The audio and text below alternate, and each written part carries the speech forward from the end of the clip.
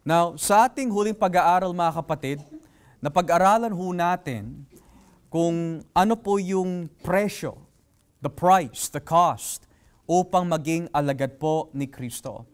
Natutunan po natin that ang pagiging alagad po ni Kristo ay hindi po madali, sapagkat marami ho tayong sakripisyo that we must give to Christ. Tulad po ng sariling buhay ho natin, we must give up our worldly living, our worldly pleasures, yung sistema ng mundo na madalas humahadlang po sa ating paglago bilang mga Kristiyano. Natutunan po natin that ang sakripisyo na maibibigay po natin sa Diyos bilang katibayan na tayo po ay mga tunay na alagad is that Christ must come before even family, even children, even husband or wife. Kasi sabi po ng Biblia, nung tinanong po ng isang tao kung pwede siya sumunod kay Kristo, sabi niya, nais ko sumunod. Subalit, hayaan mo muna for me to bury my father. Pero sabi nga ng Panginoon, let the dead bury their dead. Which means, yung mga hindi parte ng kaharian ng Diyos, mga itinuring patay ng Diyos spiritually, hayaan mo na sila mag-asikaso sa mga bagay na walang kinalaman sa kaharian ng Diyos. And we also come to learn, mga kapatid, that following Christ, sa tatlong bagay po na ito, above family, above worldly pleasure, above ourselves, kapag hindi pala ho natin tinupad yung mga bagay po na yan mula po sa biyaya po ng Diyos, hindi ho tayo maituturing ni Kristo bilang mga alagad ho niya. Sapagat sinabi po niya, in those very last instances, ang sino man inilagay po niya ang kanyang mga kamay on the plow habang siya'y nag-aararo, and yet dumingon man siya at least once, hindi na ho siya karapat-dapat na maging parte ng kaharian ng Diyos or even a disciple of Christ. That means, kapag tayo ho ay naglingkod kay Kristo, we cannot allow any worldly distractions na maging hadlang po sa ating paglago at pagsunod sa ating Panginoon. Subalit, ang ating tatalakayin po nitong hapon is in the last chapter of the Gospel of Matthew. Maaari ho natin maitanong, ano po ba ang purpose ng paghahayo? Maaari ho natin tanungin, ano po ba ang dahilan kung bakit inatasan ni Jesus ang kanyang mga alagad upang humayo at ipalaganap ang magandang balita? Now we could say there are many reasons kung bakit po sinabi ni Kristo sa kanyang mga alagad na kayo'y humayo and share the gospel. Ayon po sa nakikita po natin in Luke, ipangaral mo ang aking mga salita bilang mensahe ng pagsisisi upang sila'y mapatawad sa kanilang mga kasalanan. So one of the reasons na nakikita po natin sa Biblia kung bakit kailangan po humayo, dahil maraming taong mahuhulog sa impyerno.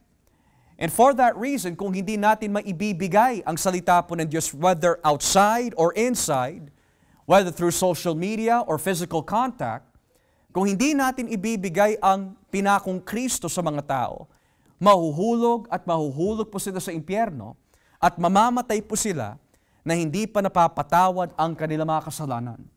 That is a given. That is something that is clearly stated in the Bible.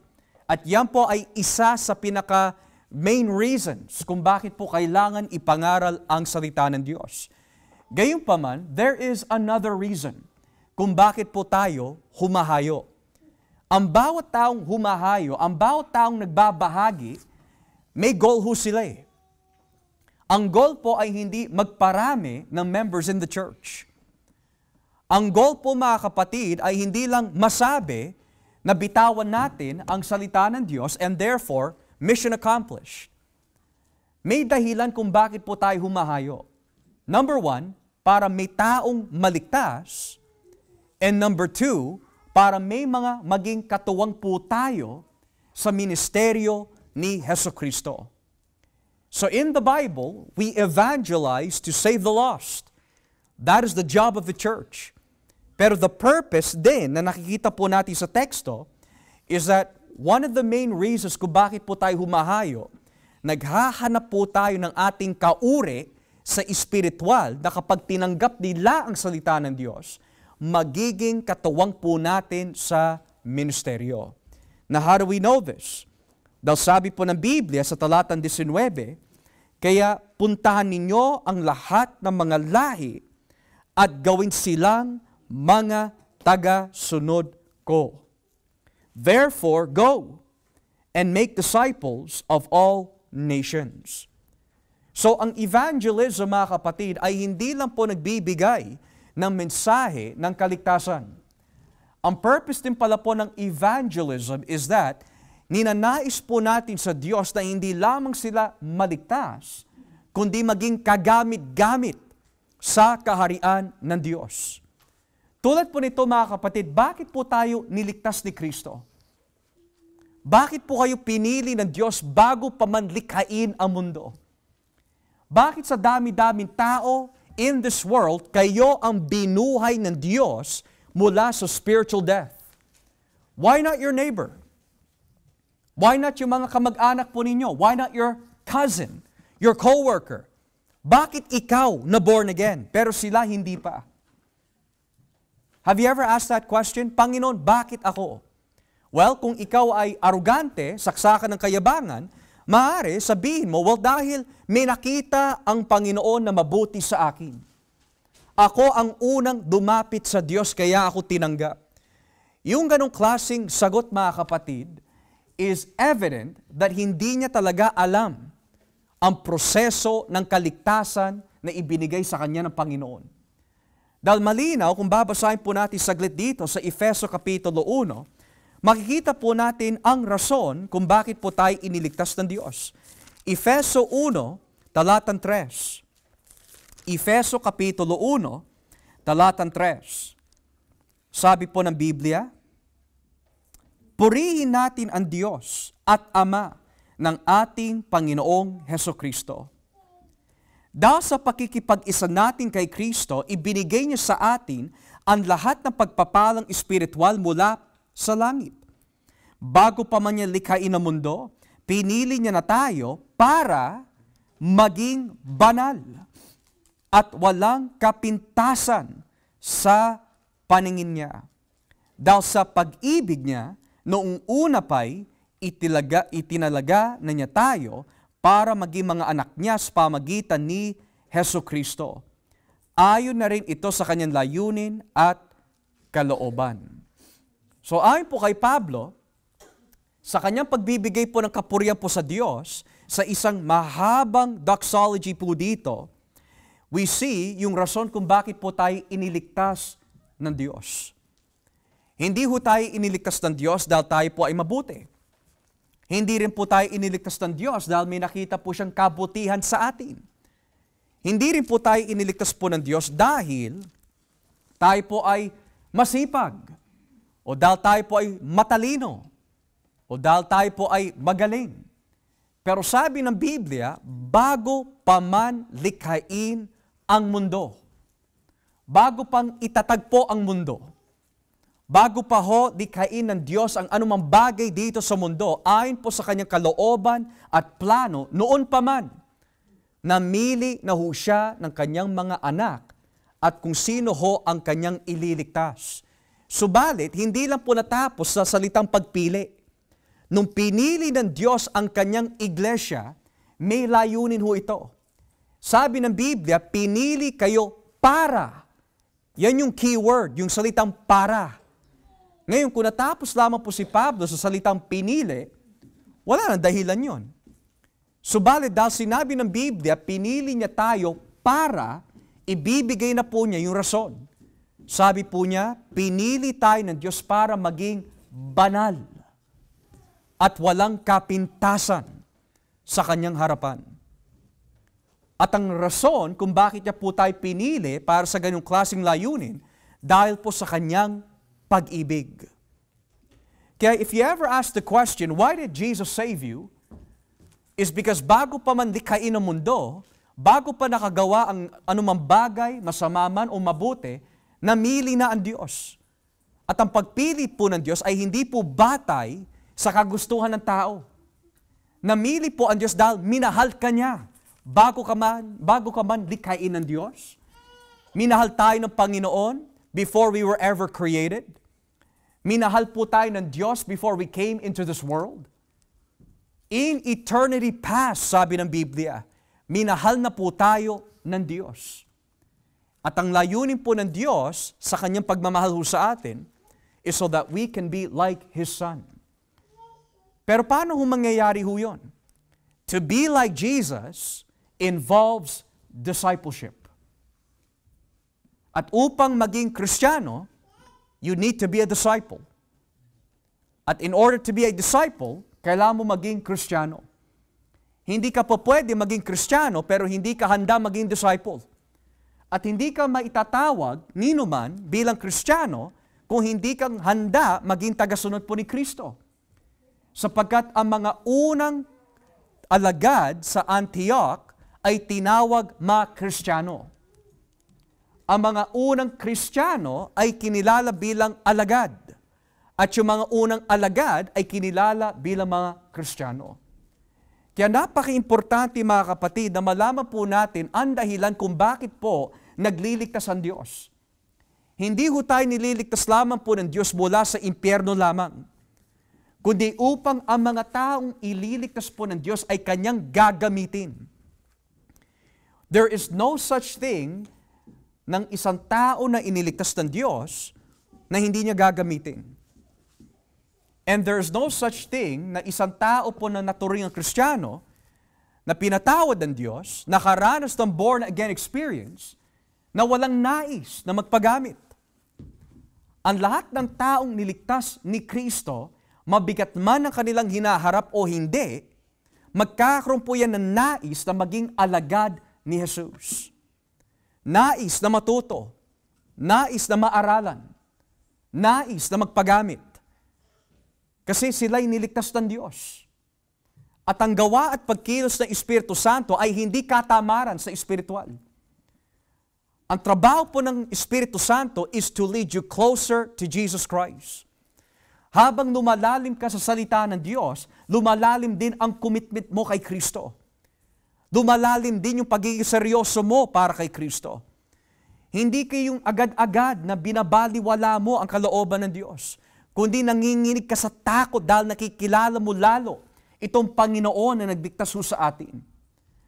Hindi yung kasiyahan ng tao ang una ho natin hinahanap, kundi unang-una ang kasiyahan at kagalakan ng Diyos. Sapagkat kapag sumasa atin ang banal na Espiritu, at sabi ng Biblia, He will glorify me. At sino po yung me na binabanggit po doon? Walang iba kundi si Jesus. So ngayon, kung titignan po natin ulit, ito po ay masasabi po natin post-resurrection. Makalipas po ng muling pagkabuhay ng ating Panginoon Jesus, nagpakita po siya to the 11. Bakit po 11? Why not 12? Dahil yung isa, traidor, nagpakamatay. Nagsisi pero hindi sa Diyos. Nagsisi sa kanya sarili pero hindi sa Panginoon.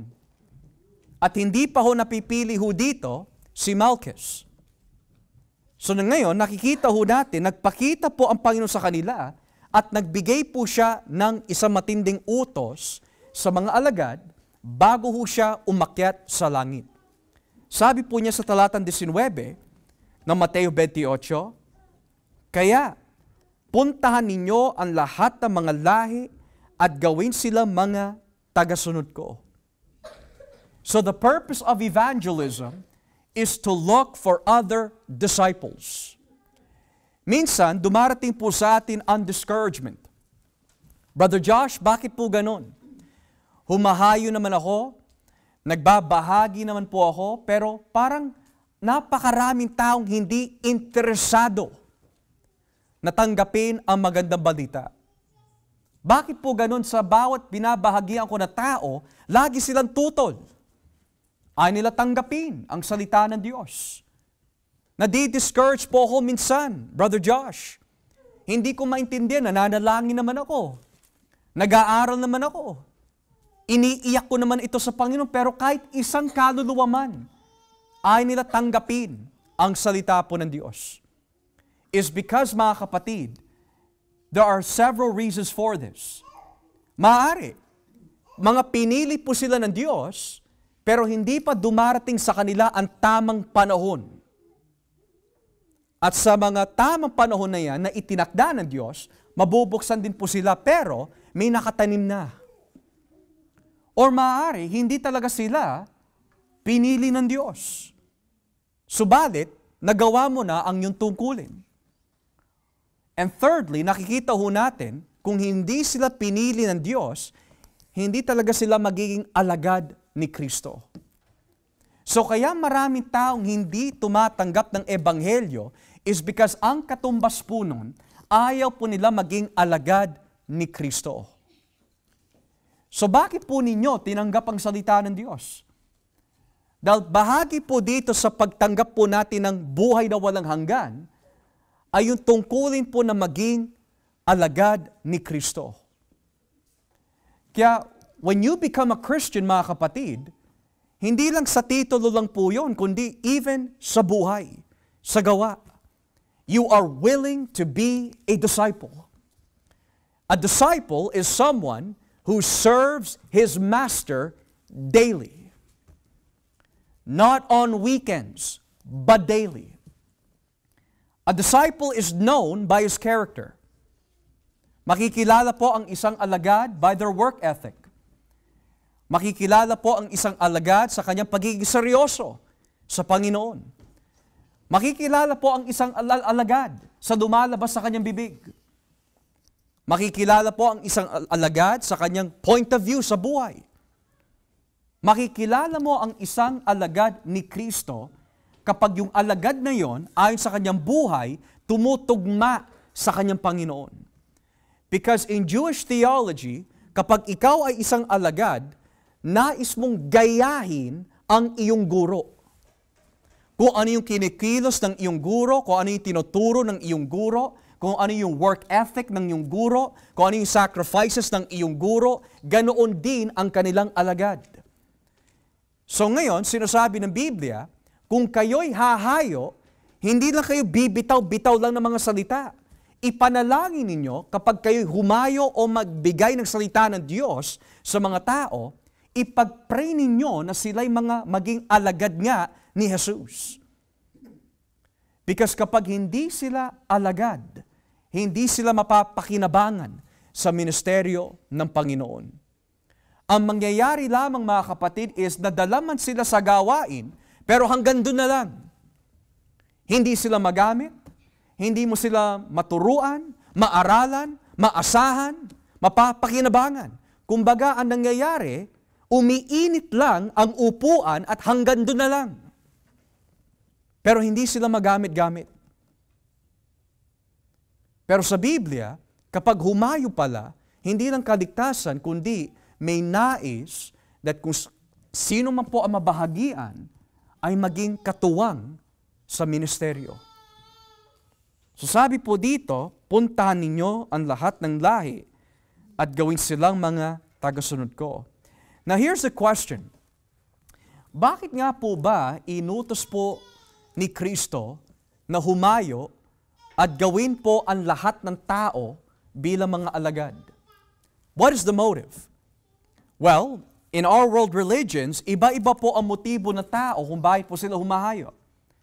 For example, if you're a Jehovah Witness, kaya kung humahayo is because nais mo mapabilang sa 144,000 exclusive Christians upang makapasok sa langit.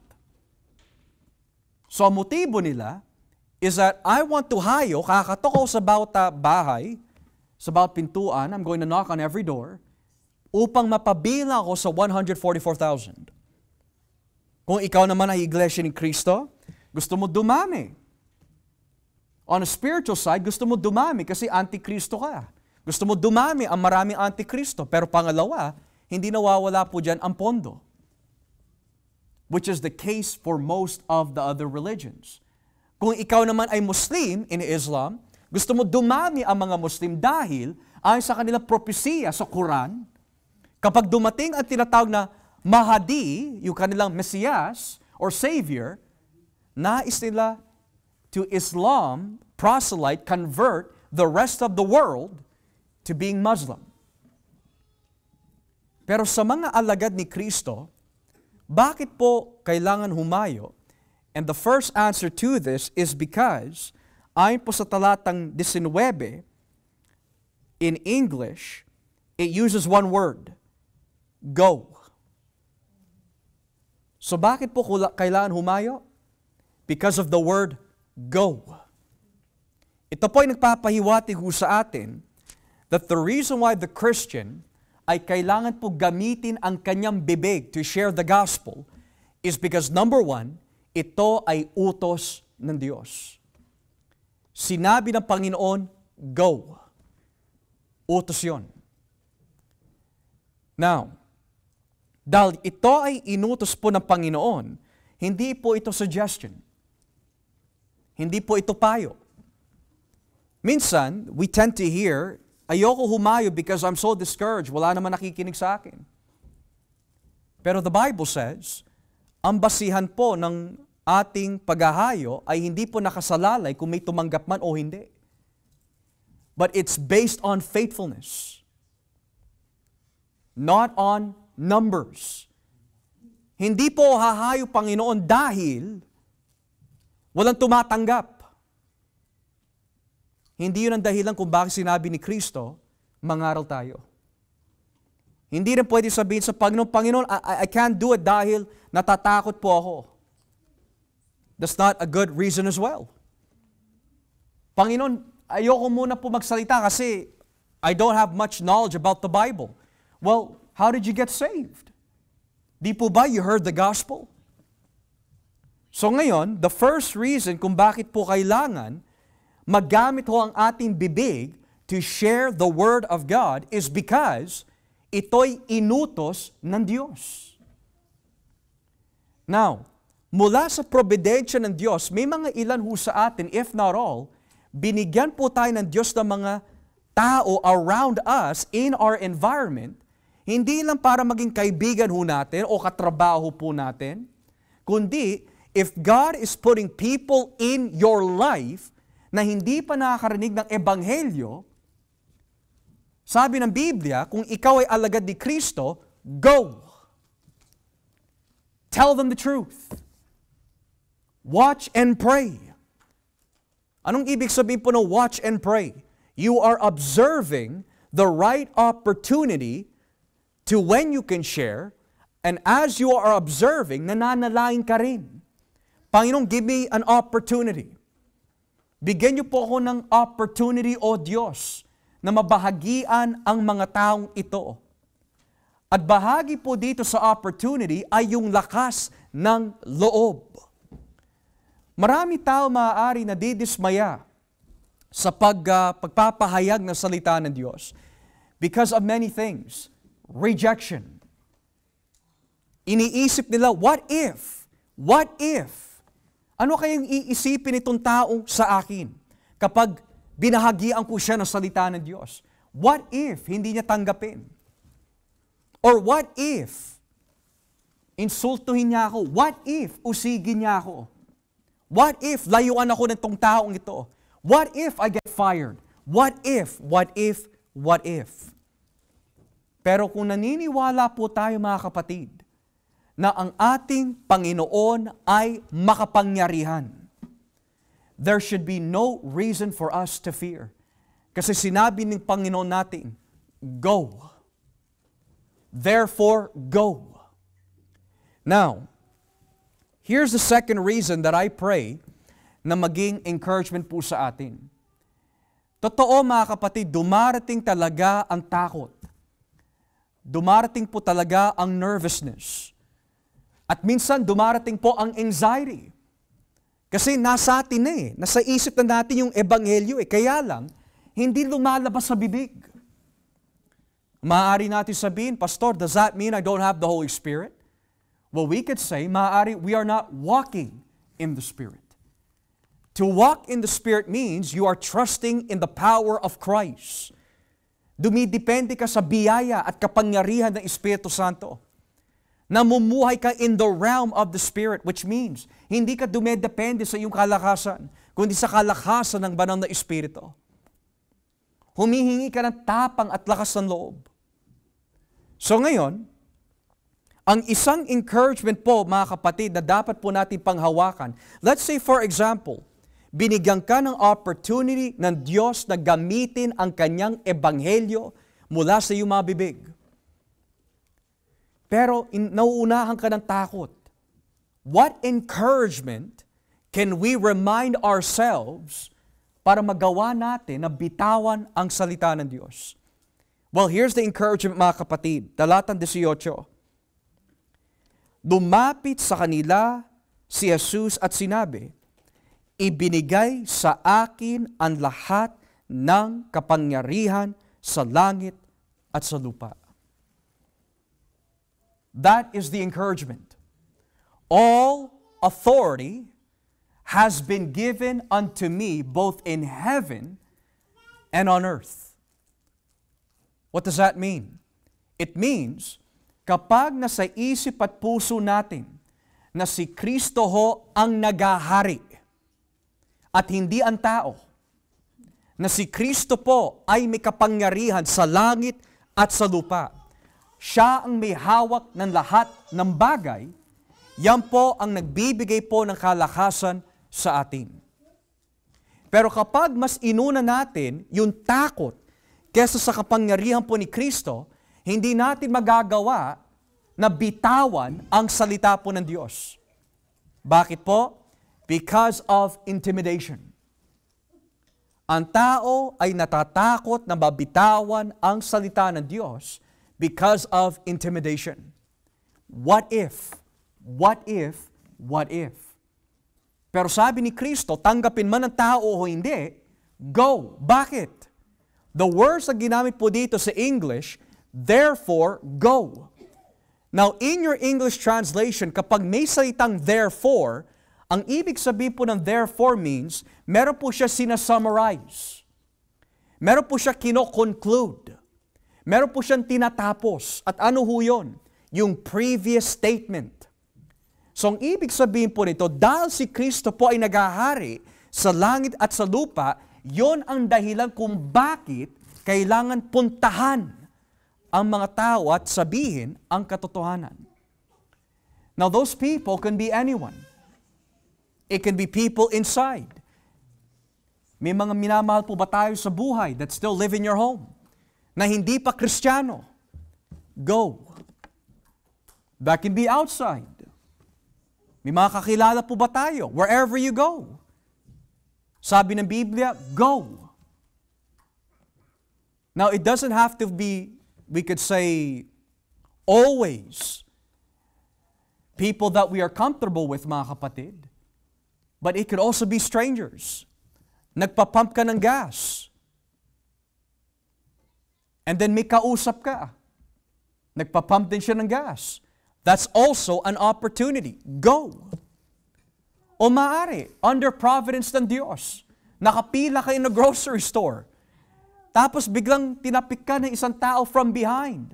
Nakikipag-usap sa inyo. Do you not think, maaari, probidensya yun ng Panginoon? Go. O maaari, may umupo in your table. O may nakita ka, isang pamilya na walang naman umuupo with them. Do you think that is not a coincidence under God's providence upang sila'y bahagian?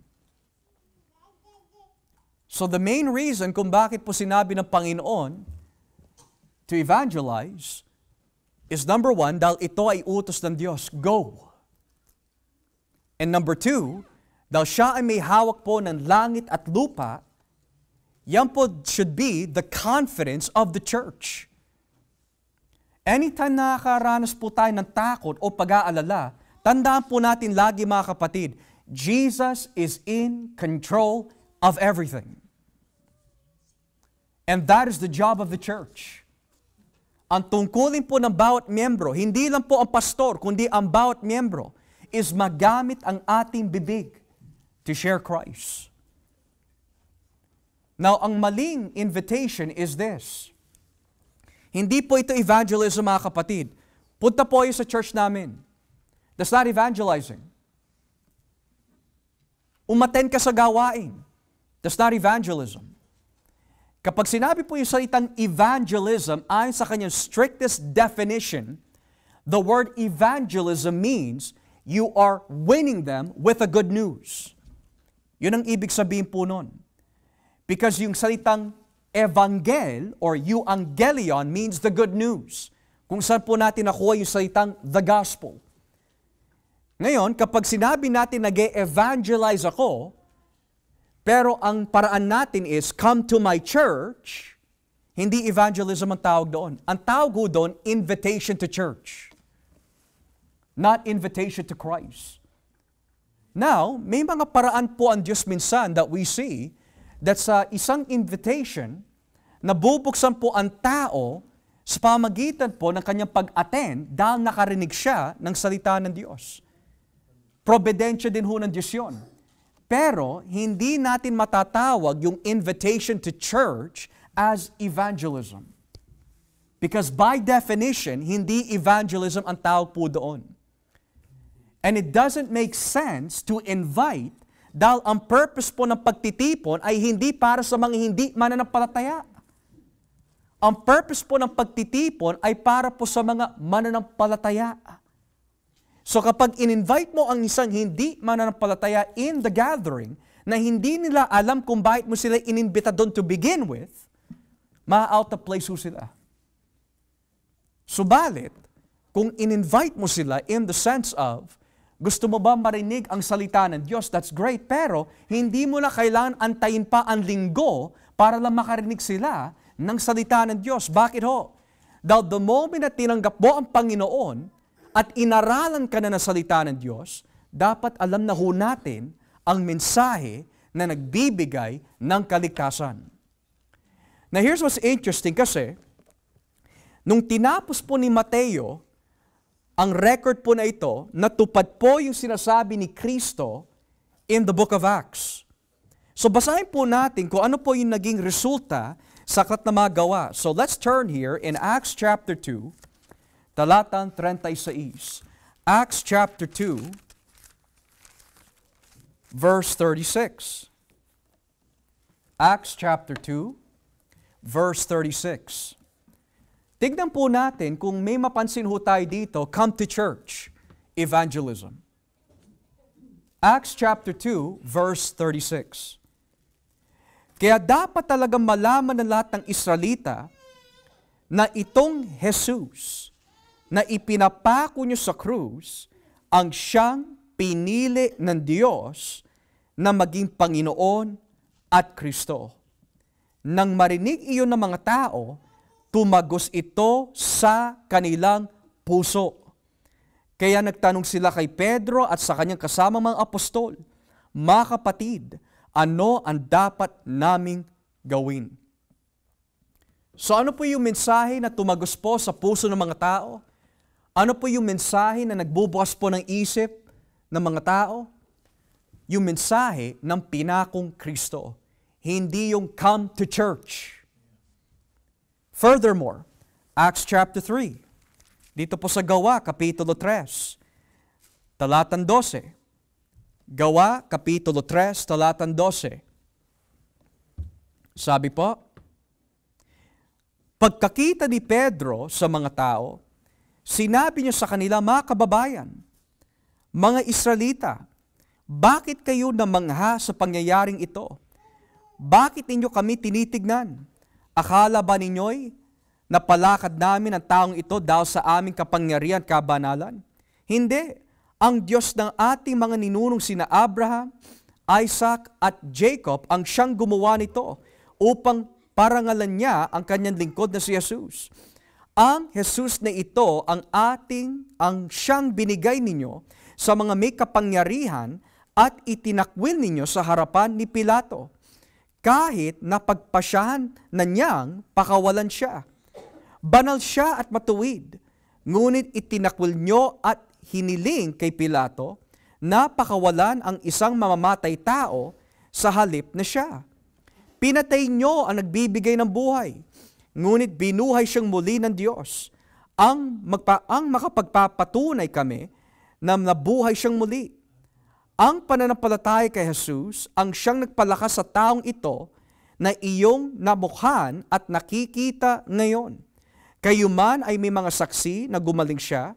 Nangyari ito dahil sa pananampalataya kay Jesus. Mga kapatid, alam kong nagawa ninyo at ng iyong mga pinuno ang mga bagay na iyon kay Jesus dahil hindi nyo alam kung sino talaga siya. Ipinahayag na ng Diyos noon sa pamagitan ng mga propeta na si Kristo ay kinakailangan magdusa. At sa iyong ginawa sa Kanya, natutupad ang sinabi ng Diyos. Kaya ngayon, kailangan magsisi na kayo at lumapit sa Diyos para patawarin niya ang iyong mga kasalanan. So ngayon, nakita ng mga tao na may gumaling at the gate of Beautiful. Isang dumpo na hindi makalakad. Namangha sila. Pero sabi ng mga alagad, not go to church. Sabi nila, the man was able to walk dahil sa Kristo na iyong pinatay. Subalit, itong Kristo na iyong pinapatay, siya rin ay may kapangyarihan na magpatawad sa iyong mga kasalanan. So far, nakikita po natin sa Acts 2, Acts 3, hindi nawawala po dito ang mensahe ng pagpapako po ni Kristo sa krus at ang kanyang pagkamatay sa krus. At hindi po nawawala ang elemento ng pagsisisi in combination with the cross. Na pagdating po sa Gawa, Kapitulo 4. Gawa, Kapitulo 4, talatang 10. Gawa 4, talatang 10. Tignan niyo po sinasabi. Dapat malaman ninyong lahat at ng lahat ng mga taga-Israel na mga taong ito na nakatayo rito ngayon ay pinagaling ng kapangyarihan ni Hesukristo na taga Nazaret. Siya ang iyong ipinako sa krus at pinatay, ngunit binuhay siyang muli ng Diyos. Si Jesus ang tinutukoy na bato sa talatang ito ng kasulatan. Ang bato na itinakwil ninyong mga tagapagtayo ng bahay, ang siyang naging batong pundasyon. Walang sino man sa mundong ito ang makapagliligtas sa atin, kundi si Jesus lang. So napakalinaw mga kapatid. Just within the first 3-4 chapters of Acts, at madalas po natin ito makikita all throughout Acts, never natin makikita, uy, sumama ka sa aming pagtitipon, na hindi muna nila binabanggit ang Ebanghelyo, na hindi muna nila binabanggit ang pinakong Kristo. And the reason why hindi ganyan ang formula ng Panginoon is because kung ang tao po ay inaralan ng salita ng Diyos, hindi yun magiging main priority ng kanyang mensahe.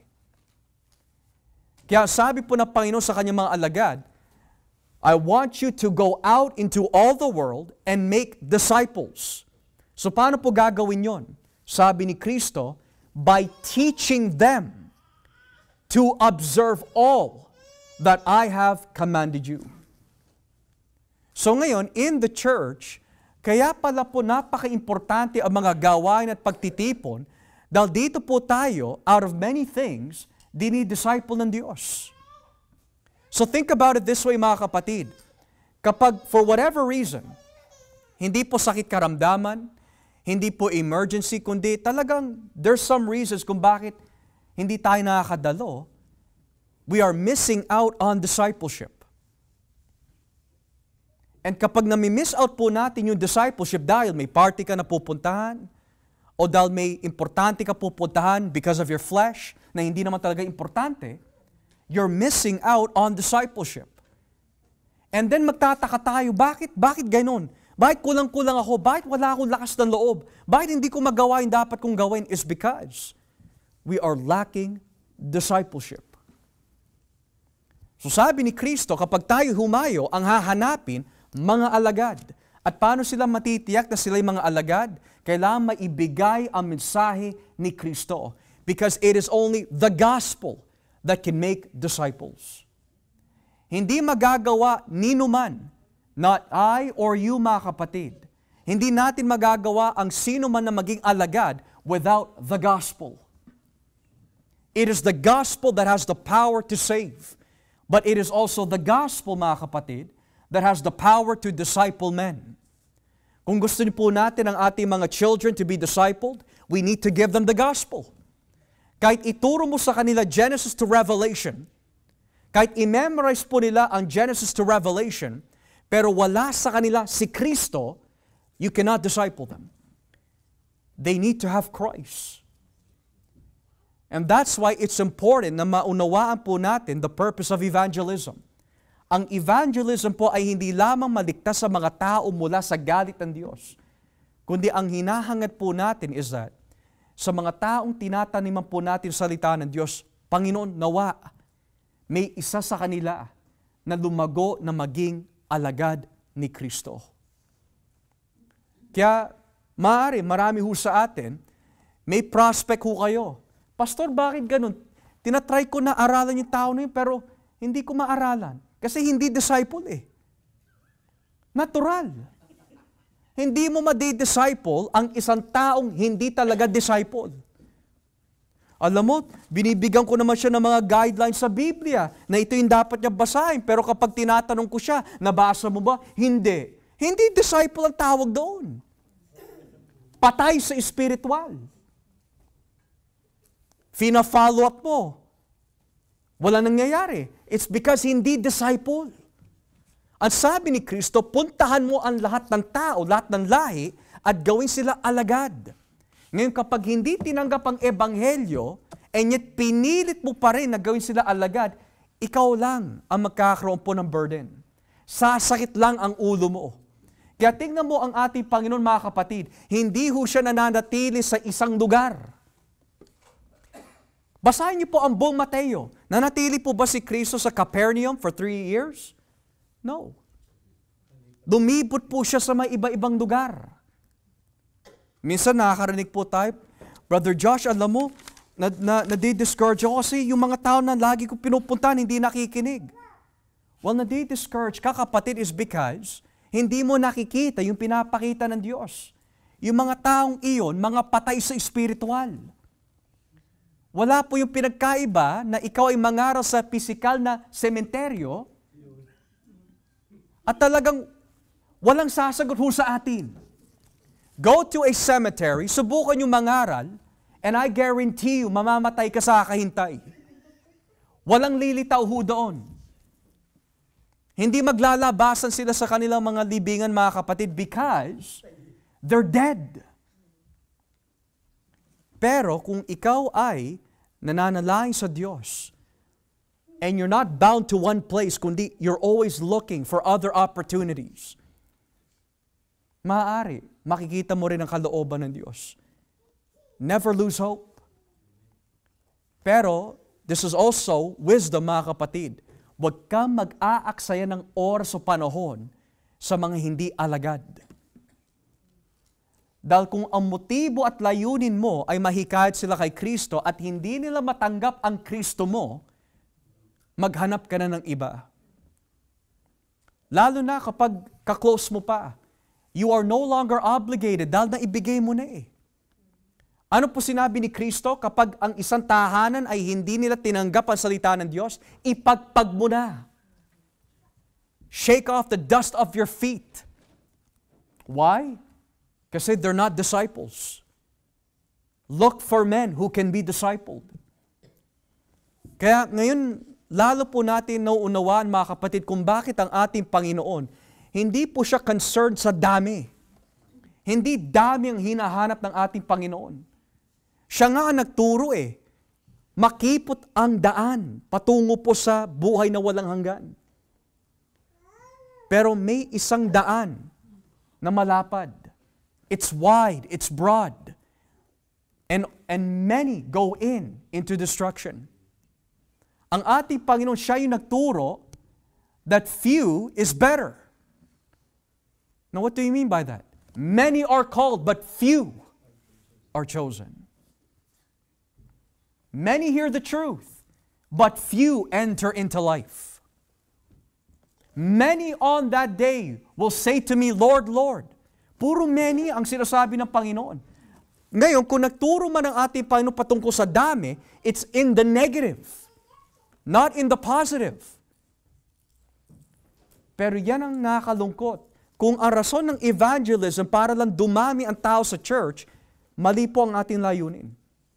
Kaya ho tayo naghahanap ng may mababahagian, hindi lamang sila'y maligtas, kundi maging kagamit-gamit at maging pakinabang sa ministeryo ni Kristo. So ngayon mga kapatid, aanin nga po natin 300 people in the church kung 50 lang ang naglilingkod. Sakit sa ulo ang tawag doon. Ayaw makinig, ayaw magpasako, mas marunong pa sa Biblia. Ayaw maglingkod.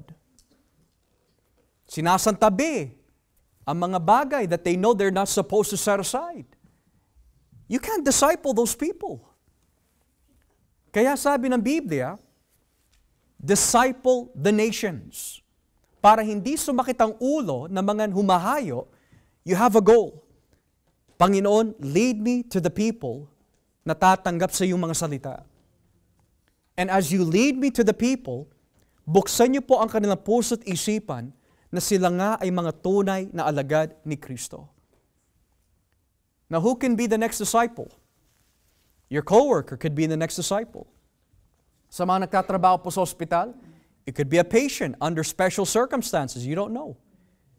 It can be a coworker. You don't know. It can be your neighbor. You don't know.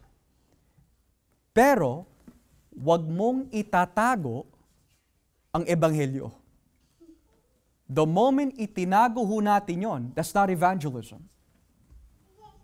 Kaya napakalino na tinuturo po ni Kristo, here's one reason why you need to evangelize. Dahil inutos ko, go. Pangalawa, hawak ko ang lahat ng bagay sa langit at sa lupa. Nang ibig sabihin, wala kang dapat katakutan na tao. Kung intimidating man ang itsura nila, it doesn't matter. Hawak ko ang buong mundo. Yun ang sinasabi ni Kristo eh. Bakit ka matatakot sa kanila? Ako ang may hawak ng buong mundo. At wala silang pwede gawin sa iyo dahil ako may hawak ng lahat ng bagay. Di ba nakaka-encourage yun mga kapatid? Kaya pala sinabi ng Panginoon, kaya puntahan mo na sila dahil hawak niya ang lahat ng bagay. Panginoon, kung usigin ako nito, teka lang, sino ba may hawak ng lahat ng bagay? Panginoon, kung murahin ako, sino ang may hawak ng lahat ng bagay? Panginoon, what if they fire me? Sino ang may hawak ng lahat ng bagay? Kaya sabi po ng Biblia, go. Because Jesus has authority. Lastly, another encouragement is this. Hindi lang dahil po Jesus has authority, pero sabi po ng Biblia dito, kung babalikan po natin ang Mateo 28, here's another reason why we must have confidence in sharing the gospel. Matthew 28, talatang 20. Matthew 28, verse 20. Sabi po ng Biblia, turuan ninyo silang sumunod sa lahat ng iniutos ko sa inyo. At tandaan ninyo, lagi ninyo akong kasama hanggang sa katapusan ng mundo. And surely I am with you always to the very end of the age. Minsan, pag tayo ho, mga kapatid, nagbabahagi, nararamdaman po natin that we're alone. Parang wala tayong kasama. Pero here's the comfort na nanggagaling po sa ating Panginoon. Number one, siya ang may hawak ng lahat ng bagay. So whatever the outcome ng ating pagbabahagi should not worry you dahil walang pwede mangyari na hindi pinintulutan ng Diyos. That's one. And lastly, kaya pala ini-encourage po tayo ng Panginoon na ibigay ang salita ng Diyos to make disciples. Dahil hindi tayo nag-iisa. Kasama natin siya wherever we go. Naku, hindi ko kasama si brother. Naku, hindi ko kasama si sister, paano na yan? Naku, wala dyan si pastor.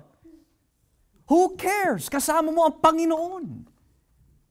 Kapag si Kristo po ay kasama natin, He is all that you will ever need. Because who is a greater preacher? Si kapatid? Who is a greater preacher? Yung kapatid na lalaki na yan? Yung kapatid na lalaki na yan? Yung kapatid po na lalaki na yan? Hindi ho. The greatest preacher ay si Jesus. At sabi ng Panginoon, I will be with you wherever you go until the end of the age. Anong ibig sabihin po ng end of the age? It means, habang kayo'y humahayo, kasama mo ako with you in sharing the gospel, giving you strength in sharing the gospel, hanggang sa aking pagbabalik, hanggang matapos na ang lahat ng bagay, hanggang ito'y patungo na sa bagong langit at bagong lupa. Di ba napakaganda nun, mga kapatid? You don't have to be in Winnipeg for Jesus to be with you. Sabi niya, I am with you wherever you go. Kaya kapag ikaw ay nagkakaroon ng nervousness, Panginoon, dahil sinabi niyo po in your word, nakasama niyo po ako at sasamahan niyo ho ako. Bigyan niyo po ako ng lakas ng loob. Hindi ko ho kakayanin ito. And all of a sudden, mga kapatid, out of nowhere, hindi mo na lang mapapaisip ka na lang, all of a sudden, magkakaroon ko ng lakas ng loob na hindi mo alam kung saan nanggaling. Nagkakaroon ko ng wisdom and boldness and strength na mabitawan mo ang salita ng Diyos. At magugulat ka na lang sa sarili mo, saan nanggaling yon? Well, sabi ng Biblia, I am with you wherever you go. Kaya nga yung mga alagad in the book of Acts chapter 4, nung pinipigilan sila ng mga Saduseo para sa iyo, sabi nila, huwag kang mangangaral dito, sapagkat kapag inulit nyo pa yan, uusigin namin ulit kayo. Do not preach in the name of Jesus. Pero anong ginawa po ng mga alagad? Nagtipon ho sila, nanalangin sa Diyos, at sinabi, Panginoon, Ikaw na may hawak at may likha ng lahat ng bagay, bigyan niyo po kami ng lakas ng loob at tapang na maipangaral po ang iyong mga salita, sapagkat inuusik kami ng mga tao. At ano po ang ginawa ng Diyos? Sinagot po ang kanilang mga panalangin in Acts chapter 4. At ang sabi po ng Biblia, sila'y napuspos ng Espiritu Santo. At sila'y nagkaroon ng lakas ng loob na ipangaral ang salita ng Diyos. Pastor, atheist sila eh. Pastor, scientist yan. Pastor, professor yan. Pastor, matalinong Catholic yan. Yun nga maganda kausapin dahil ang talino ng tao, hindi niya mahihigitan ang talino ng Diyos. Dahil sino ho ang kasama natin? It's Jesus. So then, mga kapatid, why did Jesus save you? He saved you to be a disciple. And now that you are a disciple, He's calling you to disciple others. Pero magagawa lang po natin yun, mga kapatid, based on the things na nabanggit ho dito. Number 1, treat evangelism as a commandment. Number 2, take into consideration in everyday living na si Kristo po ang may hawak ng lahat ng bagay. At kapag yan po ang nakatanim po sa ating puso't isipan na si Kristo po ang humahawak ng lahat ng bagay, yung takot at yung pag-aalala of the outcome, unting-unti nawawala. And lastly, ma-encourage po tayo lalo na ipalagana po ang salita ng Diyos. Kasi ang pangako po ni Jesus, I am with you until the end of the age. Hindi niya tayo pababayaan, mga kapatid. Kaya kahit na ipanalangin po natin yung mga upuan, Panginoon, dumami sana yung mga tao. Hindi mangyayari ho yun, mga kapatid. Kahit mag-ayuno ho tayo ng 40 days, 40 nights. Kahit magtago ho tayo sa abo, hindi mangyayari na mapupuno at maliligtas sa mga tao, not unless the church opens their mouth. So ang hinahanap po natin ay hindi lang maligtas ang tao. Ang hinahanap po natin ay ang mga alagad. Yan ang nais po natin in evangelism, mga kapatid. Kaya para hindi ho sumakit ang ating ulo, hanapin mo yung mga taong handang maglingkod kay Kristo. Pagkatapos natin sila bahagian, tignan mo kung sila'y magbunga na maging alagad. Tignan mo kung sila ay may listening ears. Pero kapag alam mo wala kang makukuha sa kanila, ipaubaya mo na sa Panginoon and look for other people to evangelize. Kaya nawa po mga kapatid sa ating pag-aaral po nitong hapon, meron po tayo natutunan po in our understanding of what it means to evangelize. In-evangelize tayo ni Kristo to be disciples. Kaya tayo nag-evangelize, naghahanap po tayo ng mga tao na maililigtas ni Kristo upang sila din ay maging mga alagad ni Jesus. As we kindly bow down our heads and pray.